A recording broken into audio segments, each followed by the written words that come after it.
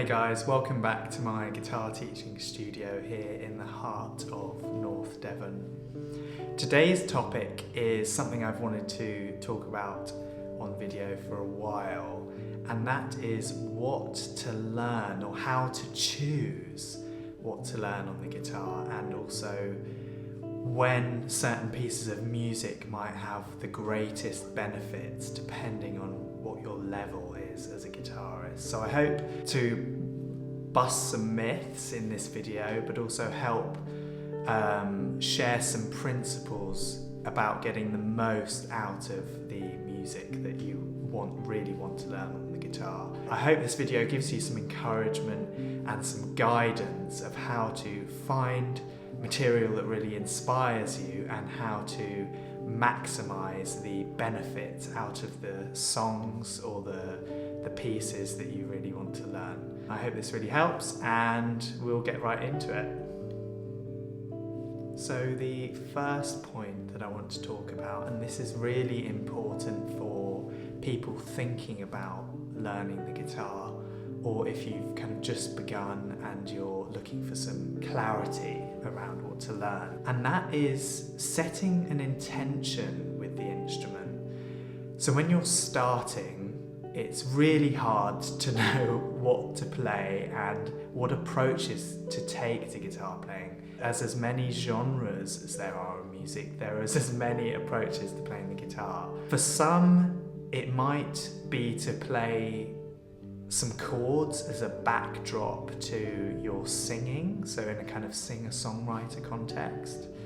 For others, they might want to play the guitar as a standalone instrument, so you might want to be a soloist or a lead guitarist in a band. So these different aspects will influence the approaches you might take early on in your path of the guitar.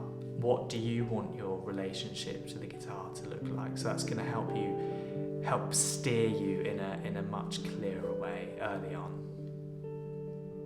The second thing I want to talk about, and this I didn't realise till kind of many years down the line of learning the guitar, really. So when you first start the guitar and you're developing a relationship with your guitar teacher, whether that's online or in person, it's sometimes hard to know exactly what you want to play.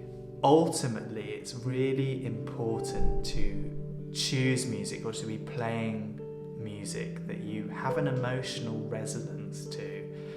I think at some point we've all been inspired by certain pieces of music or certain bands or artists that probably might have made you want to start playing the guitar in the first place. So in those early stages, don't be afraid to tell your teacher the bands that you really like or the styles of music that you really like. I think it will really help gain and solidify that initial kick of inspiration needed to pursue the guitar in a more kind of long-term way, and it will ultimately kind of deepen the student-teacher relationship as well, as the teacher can see you're getting real pleasure and joy out of the music that really inspires you. So yeah, choose music you have a genuine emotional connection to, and that will hold you in really good stead in the long run.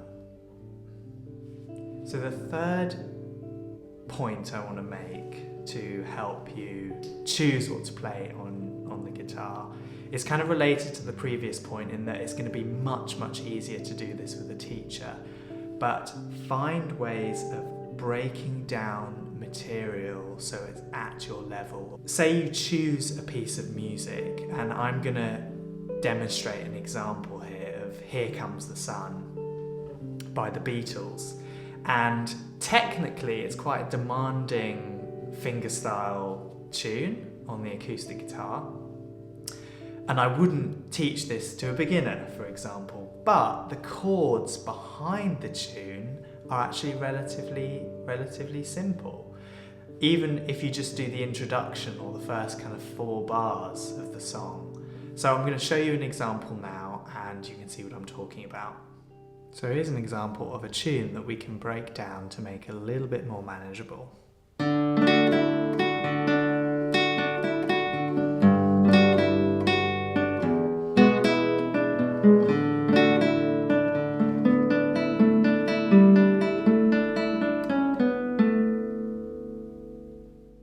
The basic chords, or the chords underlying this guitar part, can be approached relatively simply.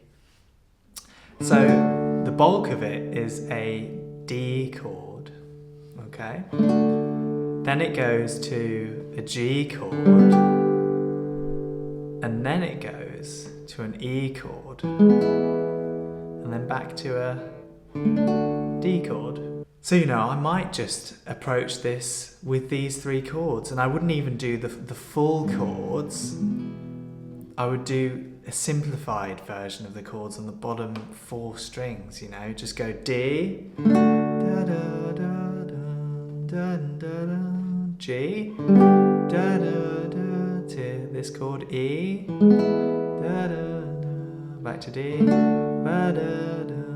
And then for this bit, which is quite hard for a beginner, well, I might just pick apart the melody within that.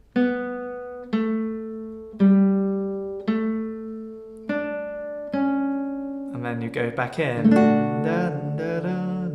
So that's, an example of something that might look really difficult initially, but with the help of a teacher or someone who kind of knows the theory behind the song or the kind of key component parts, it can be broken down and made a whole lot easier.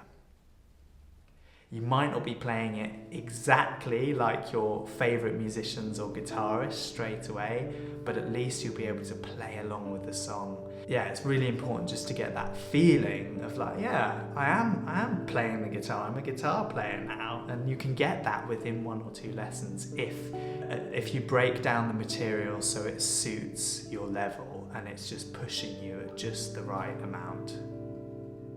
So the next kind of principle I want to talk about in how to know what to play on the guitar is about technical work. Now, technical work is really important, and learning your scales are really important, but they are a means whereby scales and technical work are not the end goal. The end goal is to be playing music and to be enjoying your playing on the guitar. So I'm going to show you a quick example now of how I might approach a technical exercise in the context of a larger musical goal. Let's say I'm going to teach someone how to play the full kind of this full pattern here. So you notice in this there's a few components, okay? There's 3 components. So you've got your chords, you've got your kind of split chord right hand pattern. Then at the end here, we've got a little scale going down, okay? So what I might say to a student is, okay, well, let's get used to playing a short scale, and we'll play that specific scale. Well, we might extend it a little bit just to make the exercise a bit longer. But I might say, okay, well, we're going to try and do kind of some alternating walking fingers for this bit. And we're going to go up and down the scale just to get used to getting your right and left hand coordination. So I might say, okay, start at the bottom and go up. And maybe we'll add the rest of the scale in there.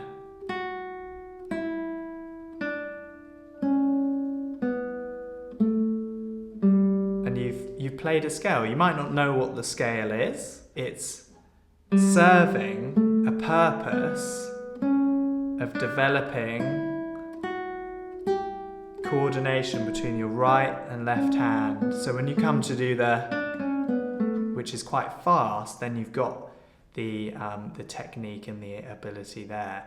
And also, I might say, okay, well, let's just get that scale kind of sounding really smooth, not too detached. You know, we want a kind of smooth sound. So I'm putting my fretting notes at the very last minute.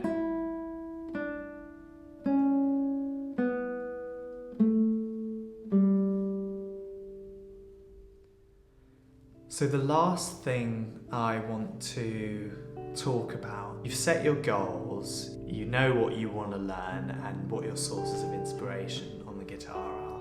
As you progress, the main thing as a musician is to try and keep an open mind. There's a whole world of music out there, and actually it's all really connected. Some of the most exciting and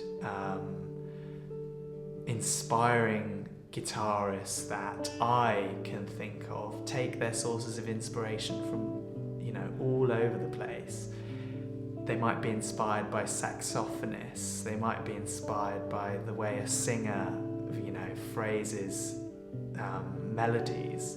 Keeping an open mind is going to help keep your perspective fresh and keep your kind of curiosity for the guitar alive, especially as if you've been doing it longer term. I think keeping that sense of open-minded curiosity is key really to lifelong learning and developing a growth mindset with the guitar. You know, see what you can learn from other musicians. You know, it's all related. Listen to drummers, listen to saxophonists, listen to orchestras, listen to, I don't know, it could be something really, a penny whistle player, I don't know, it really doesn't matter. You can all take these influences into your guitar playing, and that's going to help you develop a really unique voice on the guitar and to develop your own language on the guitar and ultimately make you a more exciting, well-rounded guitar player. So guys, thank you so much for stopping by and for spending your time with me today. These are some kind of principles that have really helped me as a guitar player and some kind of realizations I've had along the way of being a teacher as well. And I hope they are helping my current students and can help you guys as well. I wouldn't underestimate the value of getting a good teacher. Lots of these points will be kind of much easier or much more easily discovered or nurtured with a good teacher. But you can do it on your own as well. There are lots of resources out there if you kind of go online and, you know, type in easy Here Comes the Sun for guitar. There are lots of approachable ways of playing music that you really enjoy. That's the ultimate kind of goal really, is to just play stuff that you really resonate with and really enjoy playing, and to hopefully be progressing along the way too. So yeah, I hope this has been helpful, and thanks for your time, and I'll catch you in the next video.